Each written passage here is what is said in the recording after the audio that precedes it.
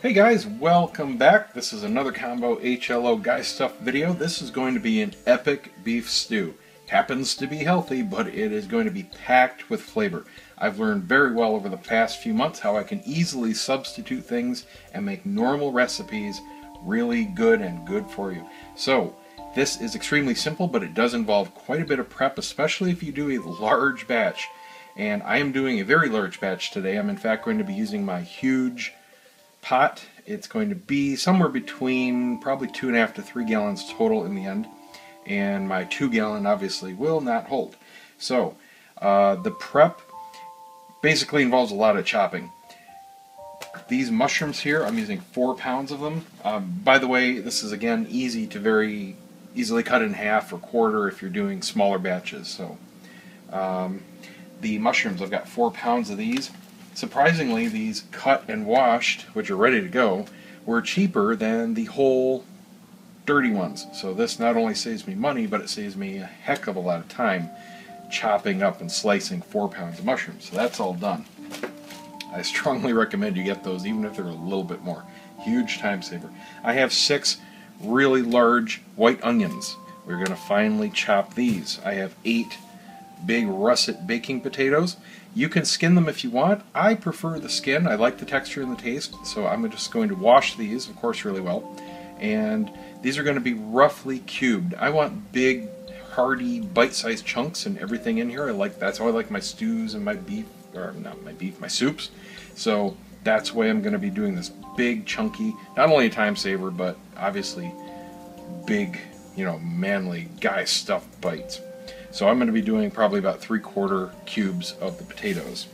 And like I said, not skinning them, so just saving some time there. The beef, this is the most expensive part of it, and I'm using 8 pounds for this. Get it on sale if you can. You can usually get big bulk packs and save a little bit. They only had one left here at the store, so I had to get this, which is 2 pounds, and then a whole bunch of these little ones to make up the difference. So, the only thing that you can really completely eliminate from this if you want to save some money is the red wine. We're going to be using for this batch probably about 3/4 of this bottle, somewhere between half and 3/4. I'll have to cup it out. But if you want to eliminate $10 out of this completely, just skip the wine. All it's adding is flavor, obviously. There's no alcohol in the stew. But I love it because it does give it that rich, real beefy, savory flavor, much like a steak sauce.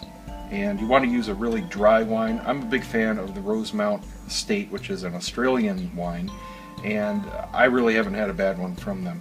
And this one was on sale, so I think I got this for $7.99. It was, I think, $12.99 regular, so a very decent starter wine.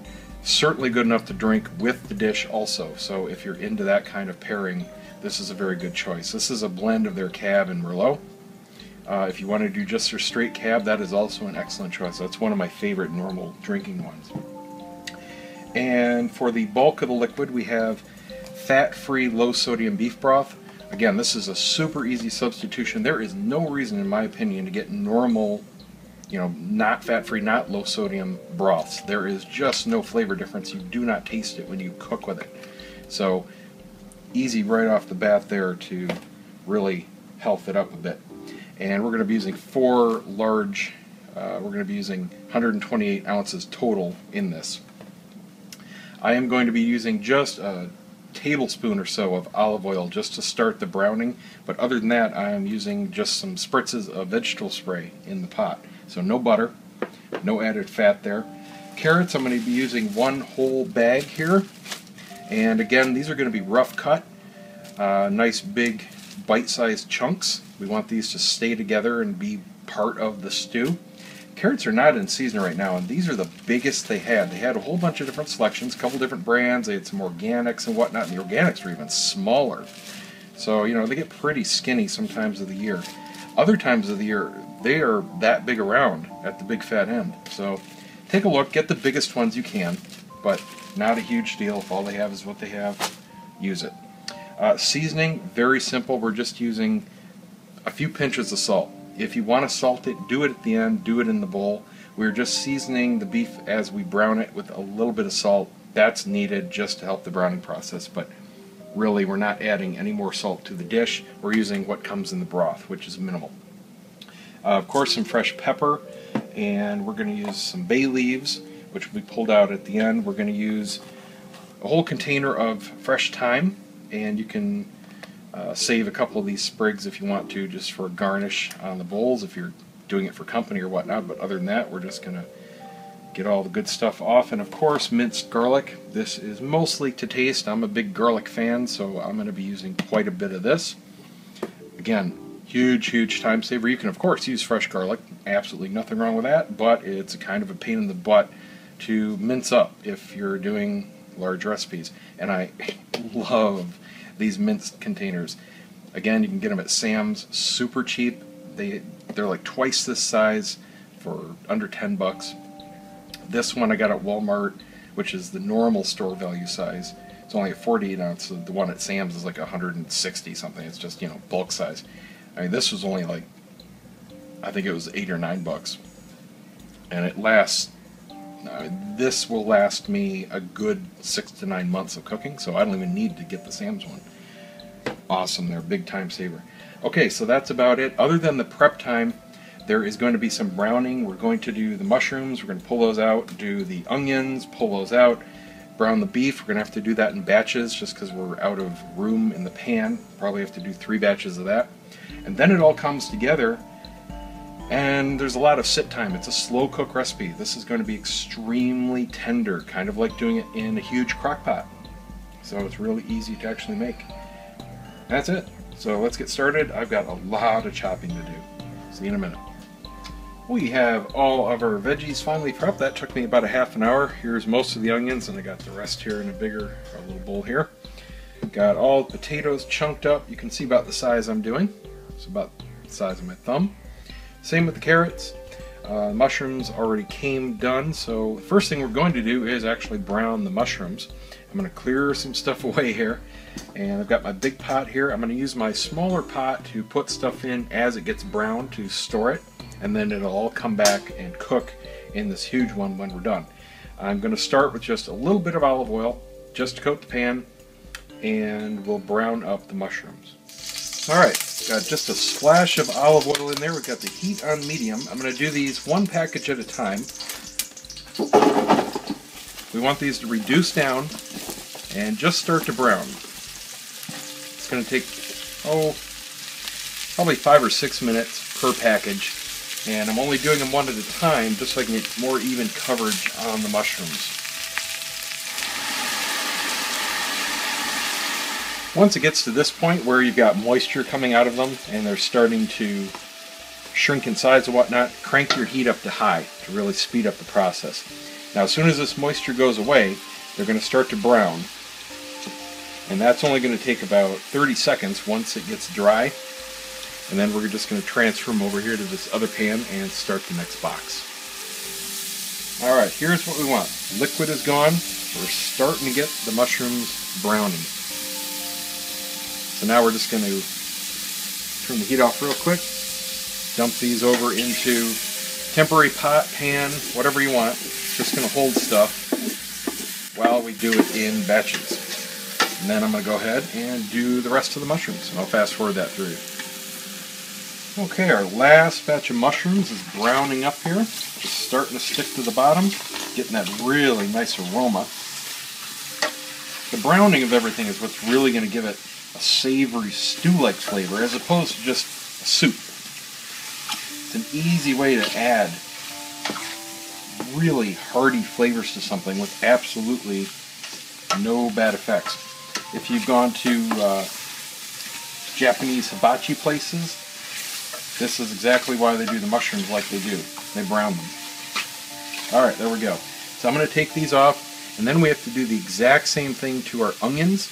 The only difference being at the end of our onions, the last minute, we're going to throw in our garlic. And I'm going to do, about 6 or 7 big tablespoons worth of the minced. You want to do at least 12 or 14 cloves if you want to do it fresh. So I'm going to take this off, and then we'll do our onions.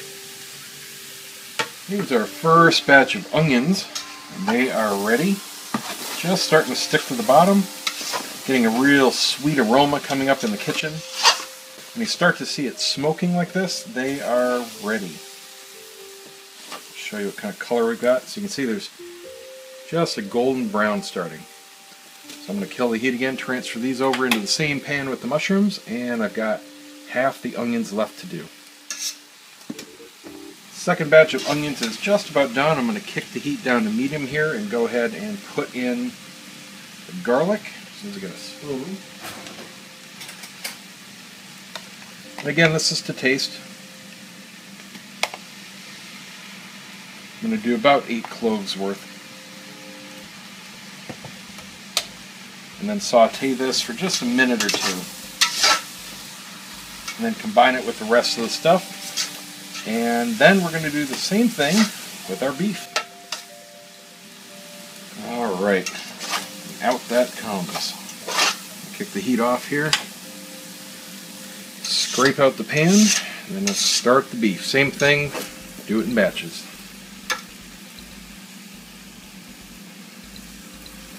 Alright, going to kick our heat on medium again to start. As it starts to brown, you can turn it up a little bit. Just put in enough meat to make an even layer on the bottom of the pan, however big of a pan you're using. You want to brown each side. Want to make sure it's got even coverage. Probably going to do 6 to 8 minutes for each batch. That should be enough. We're not looking to fully cook these, we just need to sear them. They're going to fully cook and get super tender over the next couple hours as it cooks in the stew. What we're doing here is searing all the sides to get in all the good flavors.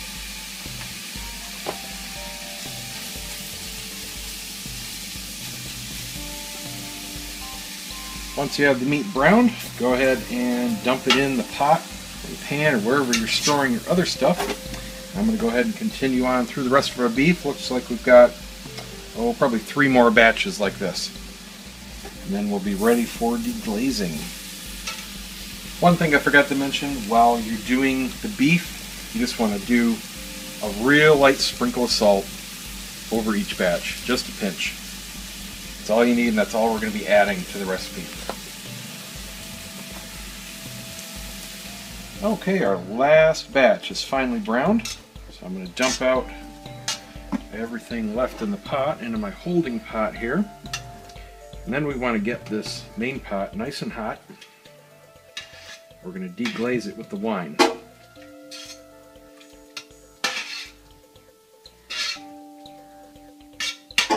Not too much on it. Some people are going to have more brown bits than others. It really depends on your pot, how hot you're cooking things and whatnot. I've got a good amount. I'm going to use about 3/4 of the bottle of this wine. And I'm going to let some of it reduce so it's not all going to be adding into the stew. I don't know what happened to that other glass. I mean, I opened it and it just like disappeared. Anyway, alright, got it nice and hot here.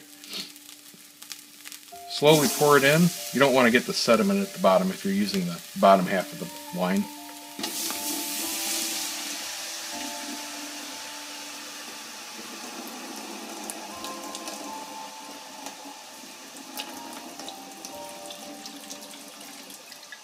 That's good.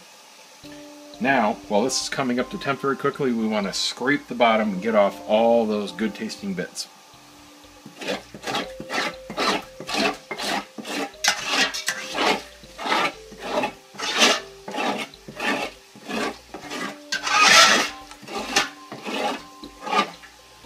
Okay, our wine has reduced about half. We've scraped the bottom. Now we can go ahead and put in our broth. We're going to bring this to a boil.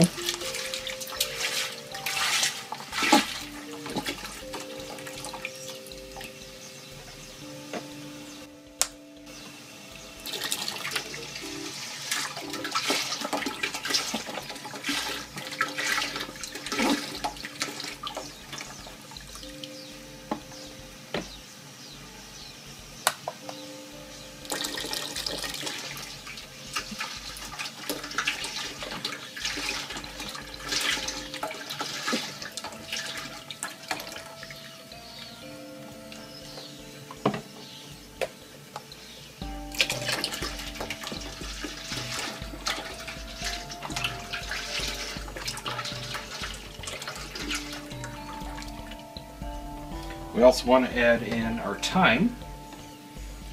This is the results of that entire package. It's really easy to strip thyme, pull off the very end, and then you just run your finger along the stem backwards and it all falls off. And we're going to put in a few bay leaves.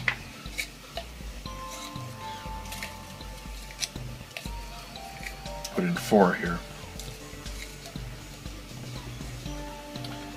Alright, this is going to take about 5 minutes. We want this to come to a full boil, and then we're going to put in all of our beef and veggie mix. And then that is going to come down to a simmer for the next hour. Now our base liquids are at a boil. We can go ahead and put in the rest of the goodies.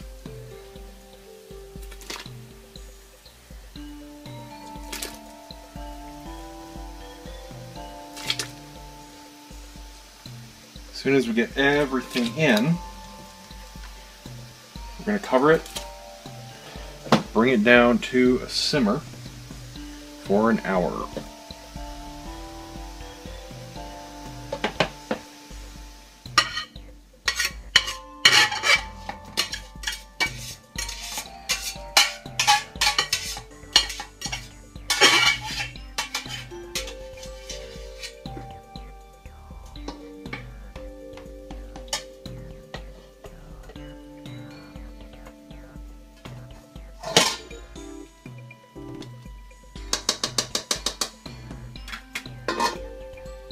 One hour has gone by. I just took the lid off just to check on everything.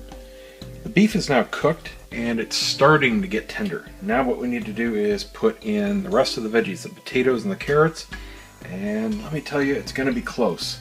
I'm going to try to fit everything in here. From here on out it cooks uncovered, so we at least have a little bit of room there. And this is going to reduce and thicken up over the next hour and a half. That's all there is left to do. We'll do a little bit of pepper and salt seasoning at the very end. But from here on out, it's just making everything fall apart tender, especially the beef. You know, the stew cuts are inexpensive. They are lean, but they're not completely fat-free, so they do have some connective tissue in there that has to break down, and that's what this next part is going to do. Still at a low simmer, so it's just going to sit here, the only difference being the lid is off. So let's go ahead and put the veggies in.